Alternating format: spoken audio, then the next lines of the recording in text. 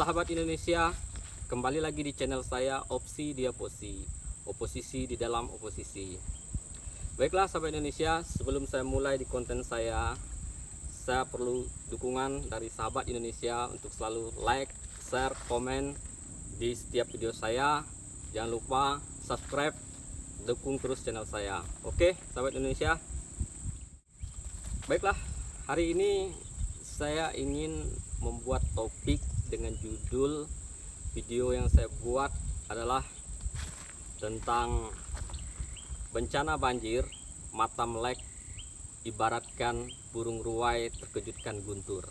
Nah, dalam kesempatan konten ini sahabat Indonesia, saya ingin mengulas tentang pernyataan dari public figure yang ada di Kalimantan Barat, termasuk Pak Lasarus, termasuk Pak Sutarmiji selaku Gubernur Kalimantan Barat, terkait mendesak perusahaan-perusahaan sawit untuk segera membantu masyarakat yang terkena bencana banjir di Kalimantan Barat. Pada prinsipnya ini, saya selaku karyawan sawit juga, saya orang karyawan sawit, saya setuju atas statement ini, bahwa memang di sawit juga ada departemen sosialnya bagian CSR ya, itu yang menangani segala bantuan-bantuan sosial yang dibutuhkan di lingkungan perkebunan, yang untuk membantu meringankan masyarakat. Itu harapan hadirnya kebun di lingkungan masyarakat. Pada tahap itu oke, saya pro terhadap pernyataan itu. Nah, jadi sahabat Indonesia, nah kami pun sebagai karyawan sawit juga berharap di tahun ini bisa ada kenaikan UMK juga kan, karena pernah tahun sebelumnya kami tidak merasakan kenaikan UMK dan tunjangan natural kami masih bertahan dari 2014, tidak ada mengikuti perubahan kenaikan UMK. Jadi pada prinsipnya juga kami membutuhkan kenaikan itu, karena apa? Kebutuhan sembah atau kebutuhan pokok di pasar itu harganya sudah meningkat, khususnya di Kecamatan Serawai Ambalang. Jadi untuk mengimbangi pendapatan kami sangat minim sekali gitu kan. Jadi sangat kesusahan kami untuk mengatur keuangan kami dengan kebutuhan pokok yang terkesan tinggi rasanya kami rasakan gitu ya. Nah, yang kedua, saya sebagai karyawan sawit, saya katakan kontra sedikit dengan pernyataan akibat daripada banjir ini adalah efek terbesarnya perusahaan sawit. Kenapa kita harusnya fair gitu kan? Masalah bencana banjir ini banyak aspek yang harus kita lihat. Jadi tidak menitik tumpukan kepada satu elemen saja. Ya, jadi permasalahan bencana banjir ini, opsi kesalahan itu, porsi kesalahan itu sama-sama ada. Saya ada porsi kesalahan saya, masyarakat umum ada porsi kesalahan masyarakat umum, pemerintah juga ada porsi kesalahan pemerintah, perusahaan-perusahaan juga ada porsi kesalahan daripada perusahaan. Efek tumpukan masalah yang terjadi pada saat ini. Jadi kalau saya uraikan titik permasalahan-permasalahan itu, Kalimantan Barat ini terjadinya banjir ini adalah tumpukan masalah mulai dari masuknya perusahaan kayu yang telah menghabiskan hutan kita, kemudian tanpa ada reboisasi lagi atau penghijauan kembali, mungkin ada tapi dalam waktu jangka panjang sehingga itu tidak bisa menetralisir keadaan pada saat ini.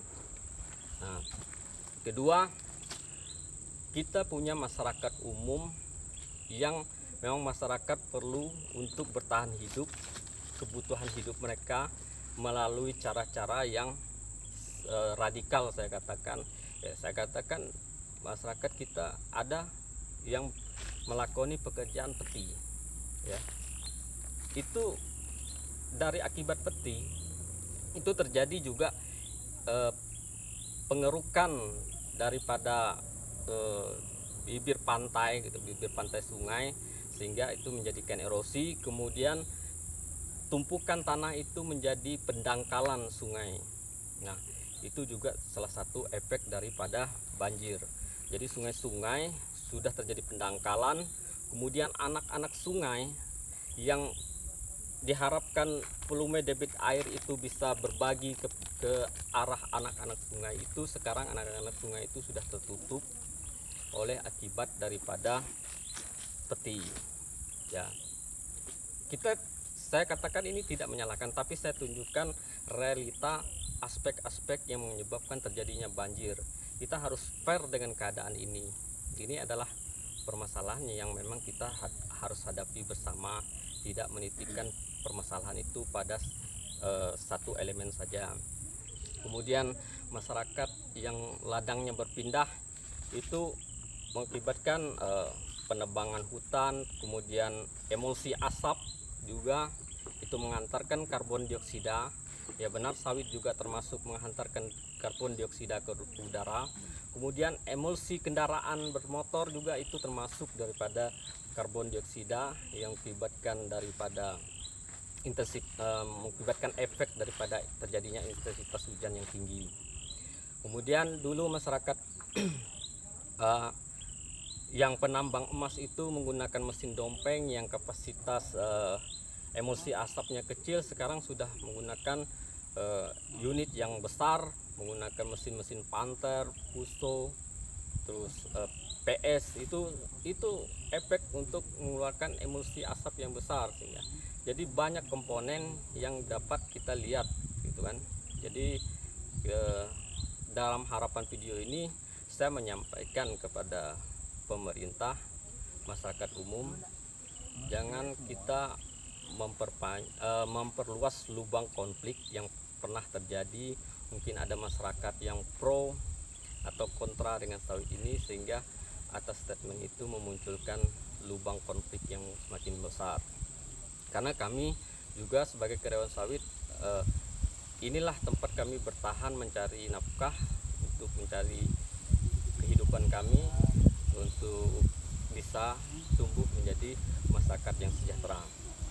Nah, jadi kita uraikan lagi permasalahan.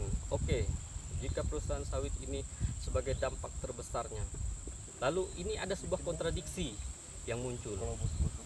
Kenapa saya katakan kontradiksi? Lalu siapa yang memberi izin ketika perusahaan-perusahaan sawit ini masuk ke lingkungan kita? Nah, apa kajian aspek atau analisis lingkungan? Mungkin Walhi atau LSM pro lingkungan hidup dulunya menolak dengan kehadiran ini, tapi atas dasar pertimbangan pemerintah mungkin ya, untuk pertumbuhan ekonomi masyarakat di perdesaan termasuk seperti kami, biar akses ekonomi, akses transportasi bisa lancar, terus pengembangan aspek ekonomi itu bisa berkembang bagi masyarakat. Itu harapan tumpuannya pemerintah dengan memberikan izin gitu kan. Jadi dengan permasalahan ini saya teringat apa yang diceritakan guru saya dahulu. Beliau mengatakan tentang penawaran Jepang kepada Indonesia. Jadi kala itu Jepang sudah hancur total, yaitu Nagasaki dan Hiroshima atas serangan sekutu.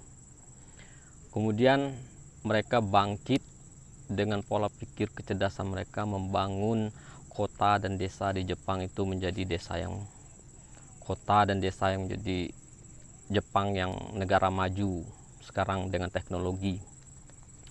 Kemudian Jepang datang ke Indonesia, menawarkan kepada Indonesia, kami kasih semua keadaan Jepang pada saat ini dengan kemajuan teknologi kepada Indonesia. dan Indonesia bisa berangkat, kita barter tanah air, berangkat ke Jepang dengan membawa harta kekayaan Indonesia, orang Indonesia, dan kami berangkat ke Indonesia dengan keadaan kosong, hanya selai pakaian. Nah, jadi kenapa saya kasih gambaran cerita tentang tawaran Jepang kepada Indonesia? Sekarang saya mau coba kasih pola kepada bangsa ini. Bagaimana kalau polanya adalah percaturan logika nasib? Percaturan logika nasib ini artinya pertukaran bidak catur. Nah, bagaimana nasib orang kota kita tukarkan hidup di desa dan orang desa hidup di kota menggunakan pola kecerdasan masing-masing. Apakah orang kota bisa sanggup mengelola kecerdasannya itu untuk membangun desa dengan prasarana dan sarana yang keterbatasan seperti itu. Nah, di sini logikanya. Jadi bukan artinya kami masyarakat desa tidak mampu mengembangkan desa kami, karena banyak keterbatasan yang kami rasakan. Lagipun dengan orang kota hidup di desa, apakah mereka bisa menciptakan lapangan pekerjaan sendiri? Saya tidak menjamin. Yang pastinya akan sama dengan pola berpikir kami orang desa, maka akan membangun pekerjaan-pekerjaan yang beresiko.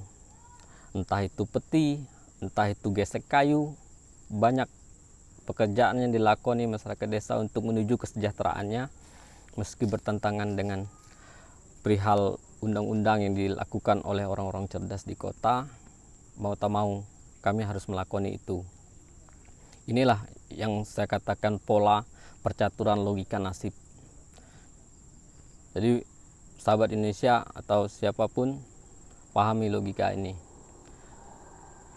Kami tidak butuh kalian kirim guru-guru atau tenaga kesehatan dari luar, karena banyak ijazah-ijazah tenaga kesehatan, tenaga guru dari desa kami ini tidak terpakai. Yang kami butuhkan orang-orang cerdas dari kota yang sanggup hidup di desa, membangun desa menjadi seperti keadaan kota.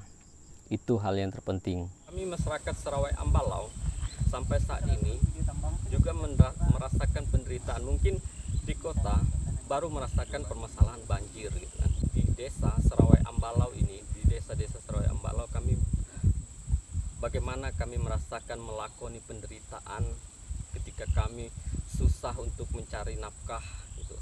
Dan kami harus menerobos jalan-jalan yang tidak diizinkan oleh negara bahkan, karena kami juga butuh hidup. Jadi saya inginkan di sini, saya katakan bahwa saya akui bahwa banyak orang-orang cerdas di kota, super cerdas kan, tapi kecerdasan itu belum tentu bisa mengembangkan desa ini. Nah, jadi saya butuh orang-orang cerdas kirim ke desa kami Serawai Ambalau ini, hidup berdampingan dengan kami. Jangan kecerdasan itu digunakan untuk membangun kota. Jadi gunakan kecerdasan itu untuk membangun desa seperti keadaan kota. Jadi saya butuhkan orang-orang yang cerdas. Memang kalau memang yang memiliki kecerdasan yang luar biasa, yang bisa memikirkan bagaimana desa Serawai Ambalau ini bisa desain menjadi kota. Itu yang terpenting. Saya ingin lihat gitu kan. Bukan kami masyarakat desa ini tidak cerdas. Justru kecerdasan kami masyarakat desa ini, banyak orang super cerdas kami dari desa ini. Mereka melepaskan kekolotan di desa ini, mereka melepaskan kemiskinan di desa ini, mereka melepaskan kebodohan di desa ini. Mereka berangkat ke kota menggunakan kecerdasan mereka membangun kota, bukan membangun desa. Ini ironis sekali gitu kan. Jadi saya ingin mempertanyakan di bangsa ini, saya ingin mempertanyakan sahabat Indonesia, siapa yang paling cerdas di Indonesia ini? Kirim orang cerdas hidup berdampingan dengan kami dengan prasarana yang keterbatasan ini, bangun desa ini menjadi seperti keadaan kota.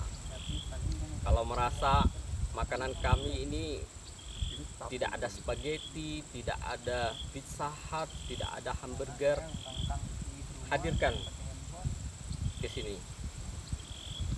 Ya, selama ini kami hanya makan daun singkong, makan daun kangkung. Inilah keadaan desa. Saat saya katakan, saya akan angklung jempol kecerdasan orang kota yang sangat luar biasa kalau mampu membangun keadaan desa-desa di Sarawak Ambalau ini. Kalian bisa lihat, saya katakan tidak nyampai 5% keberhasilan dana-dana desa yang sudah masuk ke desa-desa Sarawak Ambalau ini untuk membangun kesejahteraan masyarakat desa. Tidak nyampai 5%. Ya, itulah keadaan kecerdasan kami, pemerintah desa kami. Stagnan keadaan desa, tidak seperti desa-desa yang dibanggakan di media bahwa desa-desa yang bisa berkembang, desa bisa mandiri. Jadi saya berharap mudah-mudahan konten ini bisa menjadi masukan bagi pemerintah kita. Saya rasa cukup sekian. Inilah permasalahan ini diibaratkan burung ruai terkejutkan guntur gitu kan. Permasalahan yang sudah menumpuk baru kita terkejut dengan keadaan masalah seperti ini. Oke, sahabat Indonesia, salam satu pemikiran.